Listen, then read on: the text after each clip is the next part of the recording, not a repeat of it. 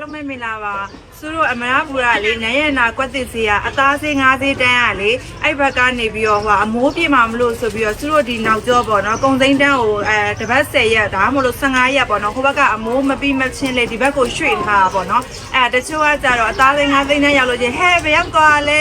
စိုက်နေပြောက်သွားပြီဆိုပြီးတော့လေရှာနေကြလို့သူကဒီကနေပြီးတော့လာပြီးတော့ပြပေးရပါတော့သူတို့အမရပူရညရဲ့နာကွက်တစ်စီက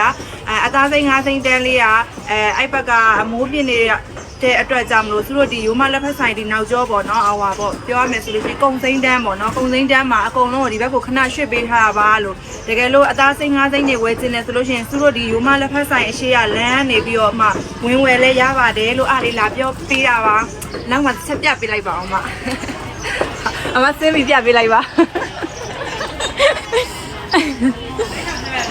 မကြီးပြပေးရပါကျေးဇူးများကြီးတင်ပါတယ်နော်မဒီဘက်ကတော့ဟိုပါပေါ့ပဇွန်နေနော်အဲ့ဒါကျတော့ဟိုပါပေါ့ငါးတွေပဇွန်နေပေါ့နော်ဒီဘက်ကကျမတို့ရဲ့အရှိရတော့ဒါကတော့လူအုံးနေတာဒါစစ်သားတယ်လေးပေါ့နော်ကဲအဲ့လိုကျေးဇူးများကြီးတင်ပါတယ်ရှင်